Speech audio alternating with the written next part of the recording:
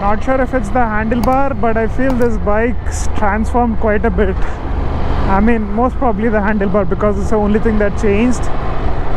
But I love the look of this flat handlebar. Gives that proper Venom feel. I think the bike's name is Venom, obviously, if you remember. But that Venom movie reminds me so much of this bike.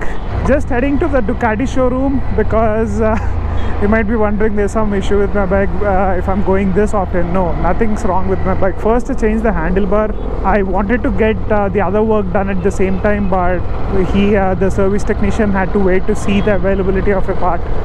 I am testing out a new 17-inch rim on the Scrambler. This comes with an 18-inch rim, 120 section and 80 aspect ratio, 70 aspect ratio. These tires are not suitable for the track. So when I was looking for tires for track, I'm getting Diablo Rosso 3s at the back, but the front 18 inches are very hard to find. I thought, let me see if I can fit a 17-inch because most of the super bikes, sports bikes come with 17-inch tires, and if I can manage 17-inch tires on this without any major changes in terms of the vehicle dynamics. When I talk about dynamic, it's the rake and trail of the bike, how the bike feels, how the front end feels, because if you don't have the same connect, it is bad on the track.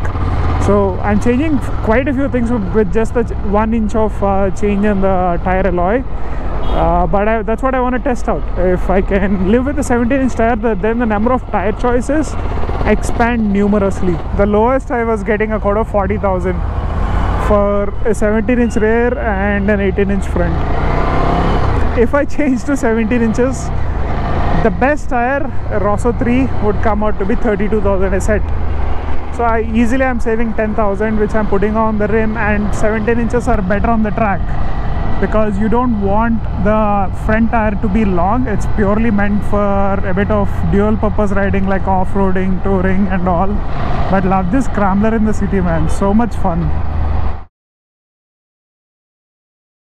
In case anyone of you is wondering how come we jumped frames, the location and everything. After giving the bike at the service center, I was waiting for the technician to arrive because he went for a short test drive, almost a 25 kilometer test drive. So that took almost an hour, and I realized the work's not gonna be done that day. So instead I wanted to finish my work. So I took the Scrambler, went to check out a used Street Triple RS, a 4-year-old Street Triple which had mileage of around 15,000. Thoroughly enjoyed the ride, and that was the vlog I did, but the GoPro gave up. I think it's the adapter that needs to be mounted properly, man. These issues were never there on the Hero 6. Somehow Hero 10 with the mic adapter, even if some moment the audio is being cut off. Thought I would share some of the impressions of that particular bike because I have done Street Triple RS and S reviews long time back. If you want to see those videos, you can always go back to the 300 plus videos that I did on my channel, and if you like them, don't forget to hit like, subscribe and share, by the way.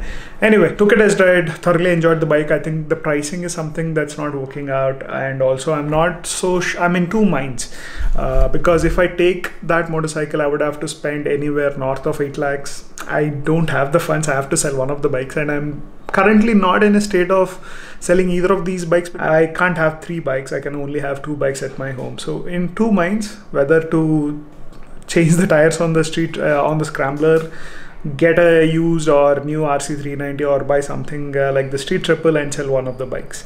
So many things running in my head, and sometimes when so many things are running in your head, especially something to do with purchases, you just need to take a step back, sleep over it and think on the next day. And this has been happening for the last 3 weeks, I guess. At least not 3 weeks, probably more than that, 1 to 2 months.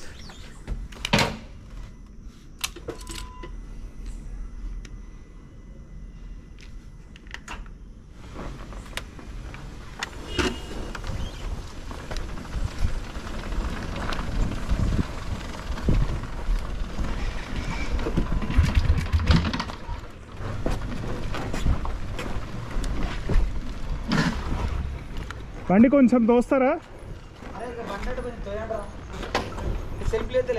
వెయిట్లే ఇట్లా కిందకి వెళ్తే start అయిపోద్ది.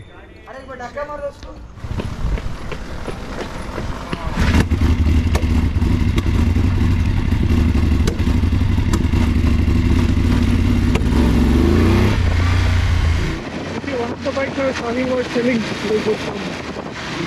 I have to apologize for that audio quality. You see, this is the smartest thing that I did yesterday night. This is the mic adapter. In fact, I used a sticky mount because it was coming off and the connector was getting loose, like it happened on the Street Triple case. And I had the GoPro here.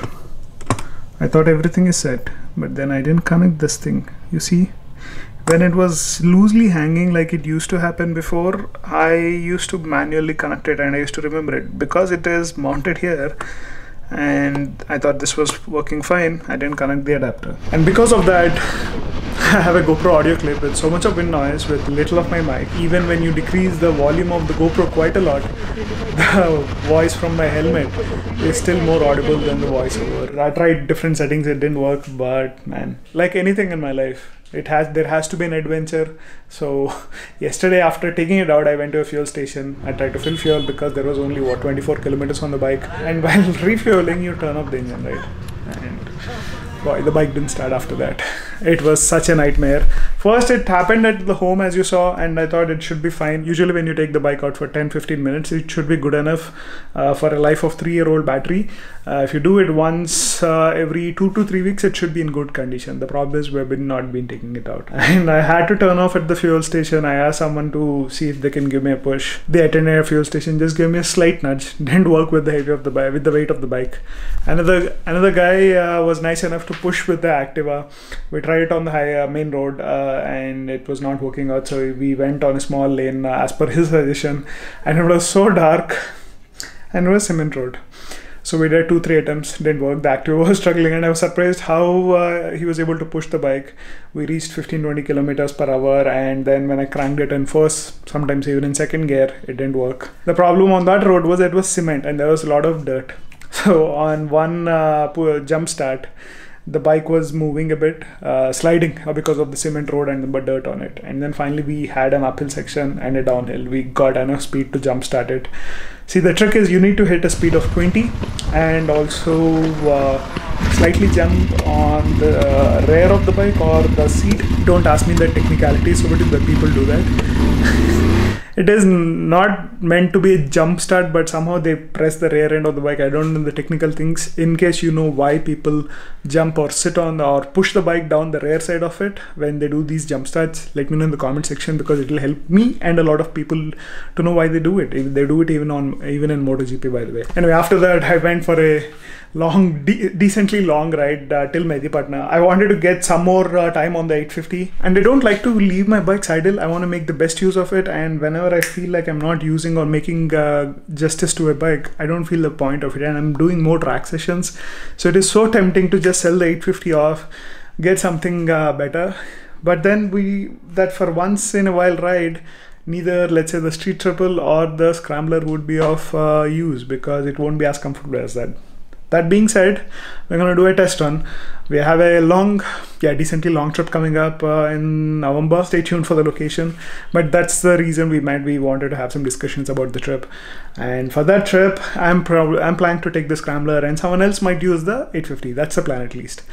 That way we get both of our bikes being used, and also we get to see how good the Scrambler is for more than 5 days. Previously I went to Coimbatore, right, for the track session, so I'm used to touring a bit on this. It was not the most comfortable as the 850, but for once in a year rides, I think Scrambler should be good enough. If I can, I already changed the handlebar. I just need to figure out a better mounting system on the bike, because the backs are fine, but they keep moving under braking occasionally, so I need to tie them down better. I'm sorry for the interruptions and lack of voice clarity, but you see, this is the part of the adventure when you want to create content. First it was the Street Triple, then the 850, where the adapter was fine, but I forgot connecting it, and then the bike didn't give up. I thought I have a perfect thumbnail saying, okay, my 850 got stranded on the road, but looks like we will have a different thumbnail. Anyway, that's it for today's video. Hope you like it. Let me know what you think in the comment section, and in case you're watching this night time, have a good night and take care. Bye bye.